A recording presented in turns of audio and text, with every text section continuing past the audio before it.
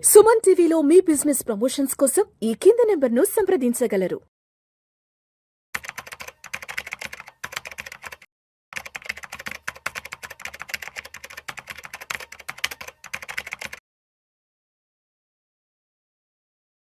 Sir నమస్తే sir Ramachandramurthy గారు. నమస్తే విష్ణు గారు. Welcome to Vishnu talks. Thank you అండి.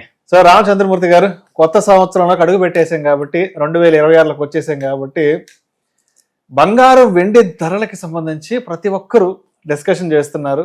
దానికి సంబంధించిన ఇన్ఫర్మేషన్ కోసం యూట్యూబ్లో గూగుల్లో ఒకటే మేము సెర్చింగ్ చేస్తున్నారు. 2026లో కొత్త సంవత్సరంలో బంగారం వెండి ధరలు ఎలా ఉండబోతున్నాయి, పెరుగుతాయా తగ్గుతాయా, కొనాలా వద్దా అంటూ ఒక్కటే ఆయన స్పెక్యులేషన్ నడుస్తుంది. అవునండి. ఒకప్పుడు సార్ అంటే బంగారం వెండి ధరల గురించి ఎప్పుడు మాట్లాడుకునే వాళ్ళు అంటే ఇంట్లో ఏదైనా శుభకార్యం ఉంటేనో పెళ్ళి ఉంటేనో అప్పుడు ఏదో 1-2 రోజుల ముందు మాట్లాడుకునే వాళ్ళు ఎంత ఉన్నా ఏంటి అసలు సుమారుగా వెండి ఎంత ఉంది బంగారం ఎంత ఉందని.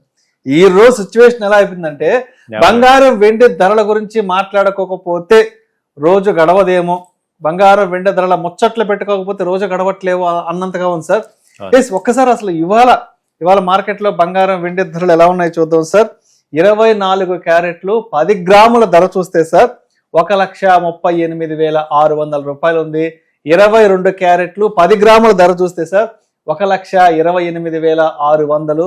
అండ్ అదేవిధంగా silver KG 2,48,000 including 3% GST.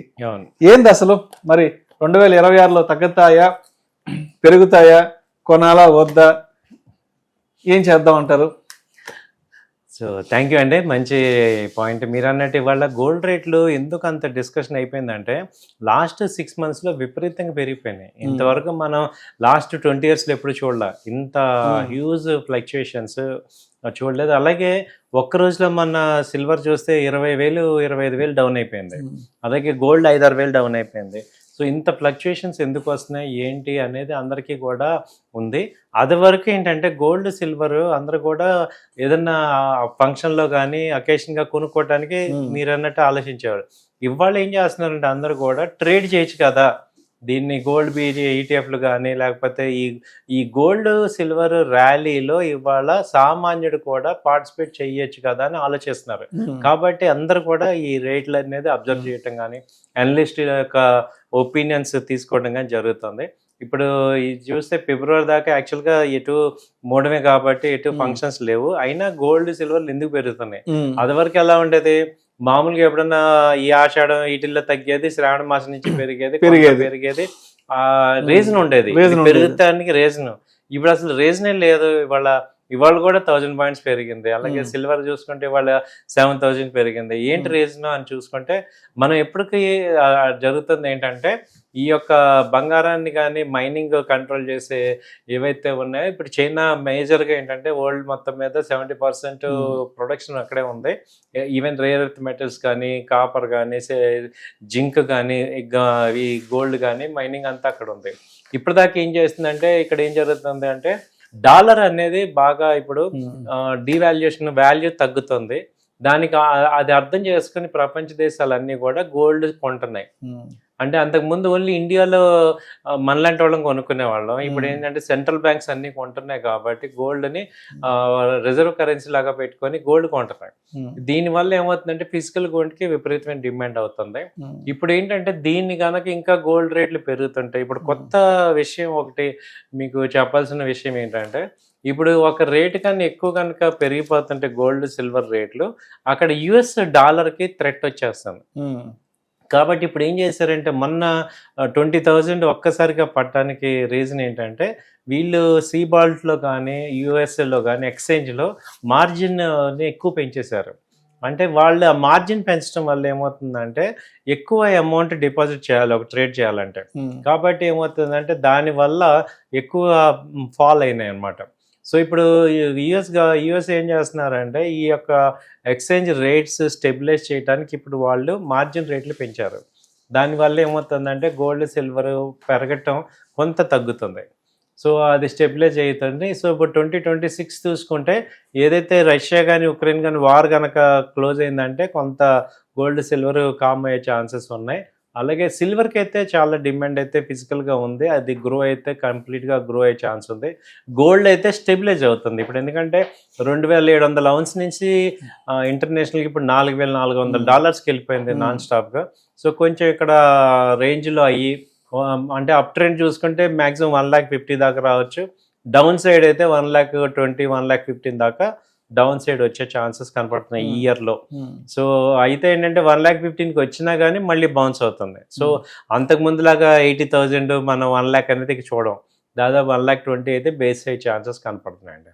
So gold silver కొత్త సంవత్సరం ఈ రకంగా ఉండే ఛాన్స్ ఉంది, ఎందుకంటే ఇప్పుడు గోల్డ్ని కంపల్సరీ స్టెబిలైజ్ చేయడానికి యూఎస్ ప్లాన్ చేస్తుంది కాబట్టి ఆ ఎక్స్చేంజ్ ఫీచర్స్ రేట్లు బాగా పెంచేశారు, మార్జిన్స్. దానివల్ల ఏంటంటే ఒక లాట్ కొనాల్సిన 2 లాట్లు కొనే రేటు 1 లాట్కి వస్తుంది, అంటే బాగా 25% మార్జిన్స్ పెంచడం వల్ల హ్యూజ్ మార్జిన్స్ రిక్వైర్మెంట్ అవుతుంది, దాంతో ట్రేడ్ తగ్గుతుంది. దానివల్ల ఏమవుతుందంటే ప్రైస్ ఫ్లక్చుయేషన్స్ హయ్యర్ సైడ్ తగ్గుతాయి అన్నమాట, అది జరుగుతుంది. సో ఇప్పుడు రామచంద్రమూర్తి గారు, మరి ఇప్పుడు అంటే లాస్ట్ 10-15 days వరకు 2025లో ఏంటంటే ఒక మాట వచ్చింది, 2026లో బంగారం దగ్గర 1,90,000 రూపాయల నుంచి 2 లక్షల వరకు బంగారం ధరలు చేరుకునే అవకాశం ఉంది అంటూ కూడా ఏదో వరల్డ్ గోల్డ్ కౌన్సిల్ వాళ్ళు కూడా దానికి సంబంధించిన వాళ్ళు కూడా మాట్లాడడం జరిగింది. సో అయితే ఇప్పుడు 2026లోకి వచ్చేసాం కాబట్టి ప్రస్తుతానికి 1,35,000-36 ఆ రేంజ్లో ఉంది కాబట్టి, అంటే ఇంకా 1,90,000కి లేదంటే 2 లక్షలకి చేరుకోవడానికి ఎంత సమయం పట్టొచ్చు అంటారు అసలు? ఇప్పుడు ఏమైందంటే సార్, ఇప్పుడు 2025లో ఉన్న ప్రొజెక్షన్ చూస్తే ఆ రోజున్న స్పీడ్ చూస్తే అదే అనిపించింది. అయితే ఇప్పుడు ఏమవుతుందంటే ఎక్స్చేంజ్ రెగ్యులేటరీస్ని ఇప్పుడు మార్జిన్స్ పెంచడం ద్వారా యాక్చువల్గా గోల్డ్ సిల్వర్ రేట్లు పెరిగేది ఎక్స్చేంజ్లో. సో ఎక్కువగా కోబాల్ట్ అని లండన్లో ఉంటుంది, అలాగే యుఎస్ ఫీచర్స్, ఈ 2 మేజర్గా ట్రేడింగ్ అయ్యేవి. వీటిల్లో మార్జిన్స్ ఇప్పుడు రీసెంట్గా బాగా హైక్ చేశారు. దానివల్ల ఏమవుతుందంటే కొంత ట్రేడ్ అనేది నిదానించవచ్చు, తగ్గచ్చు అనేది కనపడుతుంది. సో దానివల్ల రేంజ్లోకి వస్తుంది. ఇప్పుడు అన్నట్టు ఇప్పుడున్న ప్రజెంట్ ప్రొజెక్షన్ చూసుకుంటే 1,75,000కి ఇయర్ ఎండ్లో ఛాన్సెస్ కనపడుతున్నాయి. 1,70,000 ఇయర్ ఎండ్కి 1,75,000 వరకు, అంటే 2 లక్షల దాకా అయితే వెళ్ళే అవకాశం లేదంటారు. లేదు, ఛాన్సెస్ తక్కువ ఉన్నాయి. 1,75,000 ఎందుకంటే ఈ ఉక్రెయిన్ వార్ ఒక 1 monthలో క్లోజ్ అవుతుంది. అలాగే ఇండియాలో ట్రేడ్ డీల్ కనుక సెట్ అయిపోయిందంటే వరల్డ్ నార్మల్ అయినట్టు. ఇప్పుడు వరల్డ్ లో పెద్ద టెరిబుల్ రీజన్స్ ఇక అనిశ్చితి, కొంత నెగటివ్ ఫ్యాక్టర్స్ తగ్గుతాయి, అప్పుడు ఈక్విటీ మార్కెట్స్ పెరుగుతాయి. కాబట్టి ఇన్వెస్ట్మెంట్స్ అన్ని డైవర్ట్ అవుతాయి. సో కాబట్టి ఏంటంటే ఇంకా స్టెబిలైజ్ అయ్యే ఛాన్స్ ఉంది. గోల్డ్ అయితే కంపల్సరీ కూడా వన్ సైడ్ అవ్వదు, గోల్డ్ కొంచెం ఈ క్రూడ్ ఆయిల్ లాగా గోల్డ్ కూడా స్టెబిలైజ్ అవుతుంది రేట్లో. సో సిల్వర్ పాయింట్కి వస్తే ఇది బాగా స్కోప్ ఉంది, ఎందుకంటే ఇప్పుడు కంపల్సరీ 2026లో ఈ ఎలక్ట్రిక్ వెహికల్స్ కావాలి, సోలార్ ప్యానల్స్ కావాలి, అలాగే సెమీ కండక్టర్స్, చిప్ మేకింగ్ ఇవన్నీ జరుగుతున్నాయి. వీటన్నిటికీ కూడా సిల్వర్ రా మెటీరియల్. కాబట్టి సిల్వర్కి ఇంకో ప్రాబ్లం ఏంటంటే అది డైరెక్ట్గా దొరకదు. జింక్, కాపర్, అల్యూమినియం వీటిలో బై ప్రొడక్ట్స్. కాబట్టి ఈ సిల్వర్ అయితే పెరుగుతుంది. సిల్వర్లో కూడా హెవీ ఫ్లక్చుయేషన్స్ వస్తాయి. సో ఇప్పుడు చూసారు కదా, ఒక్క రోజులోనే 20,000 30,000 ఫాల్ అయింది. సిల్వర్ ప్రొజెక్షన్ ఏంటంటే మళ్ళీ ఒకసారి 2 lakhs ఆ రేంజ్కి వచ్చే ఛాన్సెస్ ఉన్నాయి నెక్స్ట్. సో అయితే రామచంద్రమూర్తి గారు, ఇప్పుడే మీరు కాపర్ గురించి అండ్ అదేవిధంగా అల్యూమినియం గురించి కూడా మాట్లాడారు. అయితే మనకి గత సంవత్సరం 2025లో కాపర్, అల్యూమినియం, అంటే కాపర్ విషయానికి వస్తే ఆల్మోస్ట్ ఒక 36-40% రిటర్న్స్ రావడం జరిగింది. అల్యూమినియం విషయానికి వస్తే ఒక 16-18% వరకు రిటర్న్స్ వచ్చింది. అంటే ఇప్పుడు ఎలా ఉందంటే అందరూ కూడా బంగారం, వెండి ధరల గురించే మాట్లాడుకుంటున్నారు, బట్ వెనక తెలియకుండా కాపరు, అల్యూమినియం కూడా ఏదో చాప కింద నీరులా దానిపైన చేసుకుంటూ పోతుంది అంటూ కూడా మనకి న్యూస్ ఆర్టికల్స్ వస్తున్నాయి. అంటే అందరి కాన్సన్ట్రేషన్ మేజర్గా వెండి మీద, బంగారం మీద మాత్రమే ఉంది, కానీ ఈ చాప కింద నీరులా పెరిగిపోతున్నటువంటి ఈ కాపరు, అల్యూమినియం సంగతి ఎవరు పట్టించుకోవట్లేదు. ఇవి కూడా రాబోయే రోజుల్లో పెద్ద ఎత్తున ర్యాలీ తీసుకురాబోతున్నాయంటూ కూడా మాట్లాడుకుంటున్నారు. కాబట్టి మన వెనుక జరుగుతున్నటువంటి ఈ 2 మెటల్స్ గురించి ఏం చెప్తారు? కాపర్ కానీ అల్యూమినియం కానీ ఇమ్మీడియట్గా ఏంటంటే మనకి తెలియదు, కానీ అక్కడ బయట కన్సంప్షన్లో తేడా వచ్చేస్తుంది సార్. ఎందుకంటే కాపర్ వైరింగ్ అంతా కూడా కాపరే, ఎలక్ట్రికల్ వెహికల్స్, ఇప్పుడు హౌస్ హోల్డింగ్ అంతా కూడా ఇప్పుడు కాపరే. కాబట్టి అలాగే అల్యూమినియం కూడా చాలా ఇంపార్టెంట్, ఏది ఇండస్ట్రియల్ యూసేజ్లో కానీ రీటైల్ యూసేజ్లో కానీ వాటి రేట్లు ఎప్పుడు పెరిగిపోతున్నాయి. దానికి తెలియకుండానే మనకి ఇక్కడ ఇంపాక్ట్ కనపడుతుంది. Hmm. అయితే ఎక్స్చేంజ్ లో అంటే మనం గోల్డ్ సిల్వర్ లాగా ఫిజికల్ గా ఈ కాపర్ ని పెట్టుకోం, కాపర్ కానీ అల్యూమినియం ఫిజికల్ గా పెట్టుకోం కాబట్టి వాటిని సామాన్య ప్రజలు ఎవరు పట్టించుకోరు. అది ఏంటంటే ఇప్పుడు కాపర్ ఎక్స్చేంజ్ లో బాగా పెరిగింది, దాదాపు 30%. 900 ఉండేది కాపర్ ఇప్పుడు 1020 అలా వచ్చేసింది అనమాట. సో బాగా పెరిగినాయి రేట్లు, కాపర్ కానీ జింక్ కానీ లెడ్ కానీ ఇవన్నీ కూడా, అల్యూమినియం ఇవన్నీ పెరిగినాయి. అయితే ఏంటంటే మనకి స్టోరేజ్ ఐటెం కాదు కాబట్టి మనకి రీటైల్ పీపుల్కి దాని గురించి పెద్ద ఇంపాక్ట్ ఉండదు. బట్ ఫ్యూచర్స్ అదే ఎంసెక్స్ లో ట్రేడ్ చేసే వాళ్ళకైతే అది తెలుస్తుంది, బాగానే పెరుగుతున్నాయి. సో ఇప్పుడు బంగారం వెండి అనేది ఫిజికల్ గా కొనాలి అంటే భయపడిపోతున్నారు. ఇంకా ఈ మాట్లాడితే లక్షలే, ఎక్కడ వేలన్న పదం లేదు. అంటే ఇప్పుడు కొంతమంది ఏం చేస్తున్నారంటే సరే ఇప్పుడు మనం ఫిజికల్ ఆర్నమెంట్ కొనలేము, ఆ గోల్డ్ బిస్కెట్స్ గోల్డ్ కాయిన్ కొనే సినిమా మనకు లేదు, మనలాంటి కామన్ మ్యాన్ అనుకుంటారు, అంత మనకు లేదు. కాబట్టి ఏదైనా ఒక చిన్న చిన్న అమౌంట్స్ ద్వారా ఈ గోల్డ్ మ్యూచువల్ ఫండ్స్ ఈటీఎఫ్లో లేదంటే సిల్వర్ ఈటీఎఫ్లో ఇన్వెస్ట్ చేసుకుంటే బాగుంటుంది అంటూ అనుకుంటున్నారు. కాబట్టి సో మరి ప్రత్యామ్నాయంగా ఉన్నటువంటి ఈ ఇన్వెస్ట్మెంట్స్ గురించి ఏం చెప్తారు? సిల్వర్ ఈటీఎఫ్స్ కానీ గోల్డ్ ఈటీఎఫ్స్ కానీ బాగా మూవ్మెంట్ అవుతున్నాయి సార్, ట్రేడింగ్ బాగా అవుతున్నాయి. కాబట్టి షార్ట్ టర్మ్ గా మనం కొరలేమనే వాళ్ళందరికీ ఇది ఒక మంచి ఆపర్చునిటీ కింద తీసుకోవచ్చు, వాళ్ళు దీనిలో చేసుకోవచ్చు. సిల్వర్ ఈటీఎఫ్ గోల్డ్ ఈటీఎఫ్ బాగానే ఉంటాయి. అవి ఇమీడియట్ గా ఎక్స్చేంజ్ ట్రేడెడ్ ఫండ్స్ కాబట్టి ఇమీడియట్ గా లిక్విడేట్ కూడా చేసుకోవచ్చు, వాళ్ళు అమ్మేయాలనుకుంటే అమ్మేయచ్చు.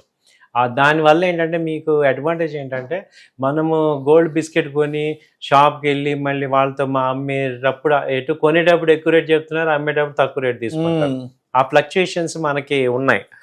దీనిలో అలా ఉండదు, డైరెక్ట్గా మార్కెట్ రేట్ డిసైడ్ చేస్తుంది కాబట్టి మనం మోసపోయేది ఏమి ఉండదు. ఈ తరగని ఇవన్నీ చాలా అక్కడ చేస్తారు అనమాట, మా డెలివరీ ఆన్ టైం ఎవరు ఇవన్నీ ఉంటాయి ఫిజికల్గా. సో కాబట్టి ఈ డిజిటల్గా బాగానే ఉంది. అలాగే డిజిటల్గా కూడా యాప్స్లో కూడా 1 గ్రామ్ గోల్డ్ 1 గ్రామ్స్ అలా కొనుక్కోవచ్చు. అయితే ఈ యాప్లో కొనేటప్పుడు ఆర్బీఐది రూల్స్ని ఉన్నాయా లేదా అనేది చెక్ చేయండి. చాలా మోసపూరితమైన యాప్స్ వస్తున్నాయి ఈ మధ్య. సో అవన్నీ కూడా మీరు జాగ్రత్తగా చూసుకొని ఏవైతే ఆథరైజ్డ్ వాటిలో కొనుక్కోండి. ఏదర్ డిజిటల్ ఇప్పుడు సురక్షితం, ఏదర్ ఈటీఎఫ్ అవ్వచ్చు లేదా గోల్డ్ అవ్వచ్చు. సో వీటిల్లో ఇన్వెస్ట్ చేసుకుంటే better. Thank you sir, thank you so much. Thank you అండి.